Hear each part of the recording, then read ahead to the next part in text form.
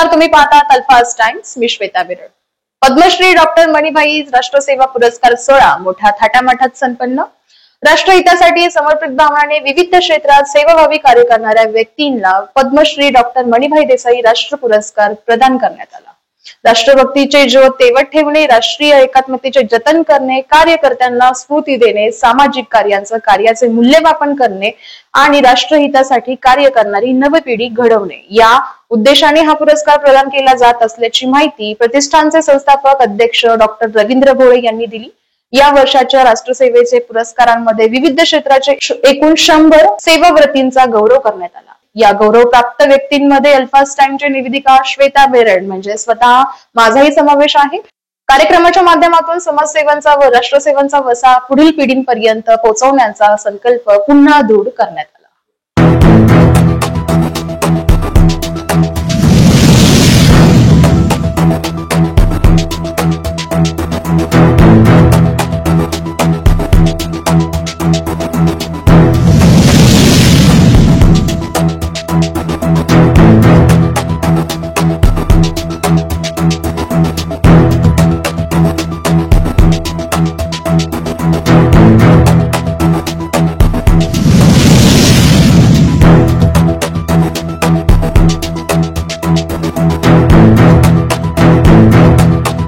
Attack at Jammu Kashmir by terrorists.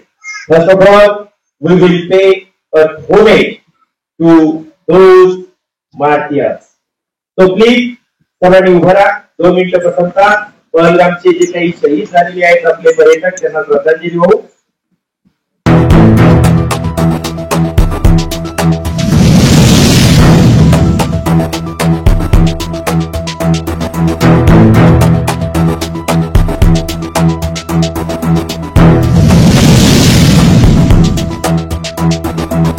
Vande Vande Vande.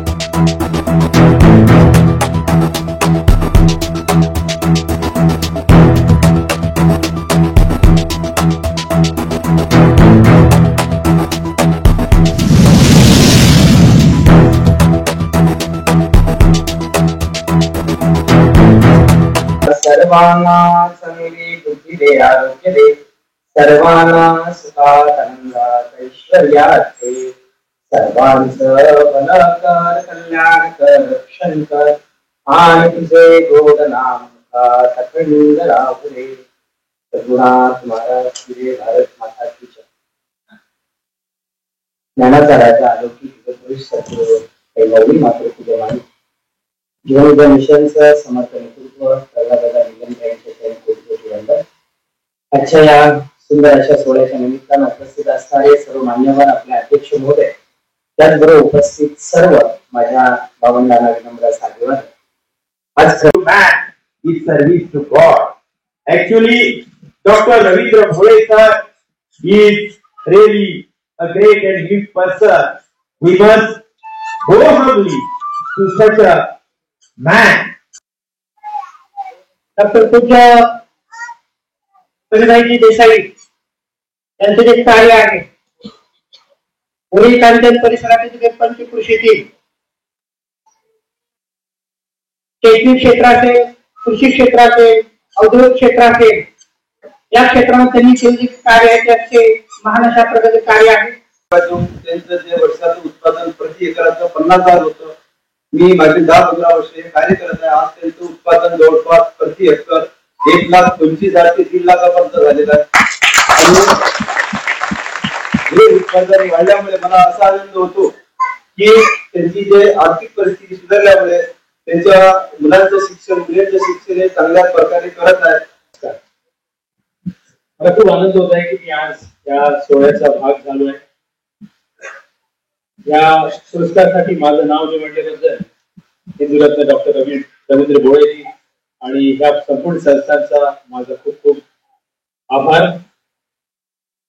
मला खूप आनंद होत आहे की ह्या प्रतिष्ठानच्या माध्यमातून असे प्रकल्प प्रत्येक वर्षी राबवले जात आहेत, ज्याच्यामध्ये लोकांचे चांगले काम ओळखून समजून लोकांपर्यंत पोहोचवायचा जो हा मोठा काम चालू आहे. ते फार ऑनलाईन बरेच दिवस भेटतोय, पण भेटायचे प्रत्यक्ष भेटायचे योग झाला.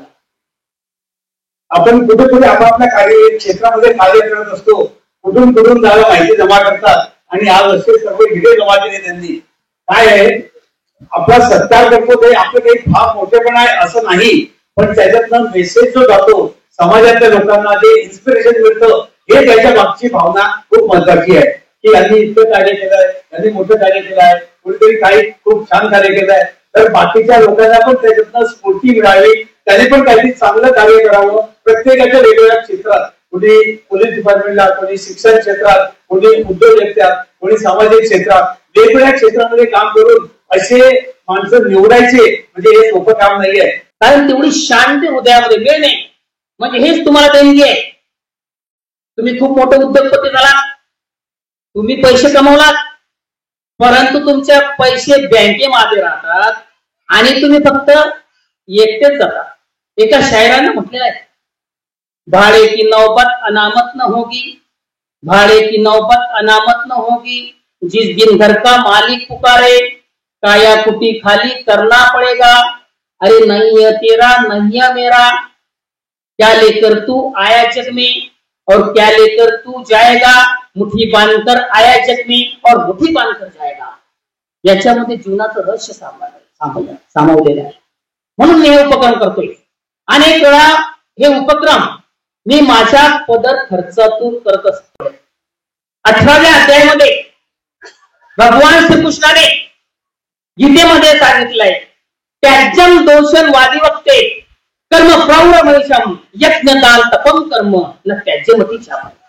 याचा अर्थ असा होतो की जीवनामध्ये प्रत्येक मनुष्य आल्यानंतर त्यांनी यज्ञ दान तप करणं गरजेचे आहे. पद्मश्री मणिभाई देसाईजींनी आपल्या जीवनामध्ये सर्व केलेलं आहे आणि हे सर्व करून त्यांनी निष्काम कर्मयोग साधलेला आहे.